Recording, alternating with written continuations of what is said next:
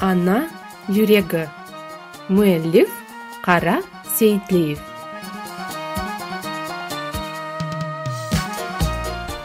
Ана жүрек, деңіз кибыратсыз, мераметлі, буюк, жүмерт жүректір. Аналарға қасиетсіз, қарсыз, ветінч өмір herkesten pek керектір. Композитор yazabız için makamlar, şair, şiir, yırıcı ruha ruh hata. Lakin ana yürek gibi, ayt, ne var? Aziz ana, o adamlar yarata.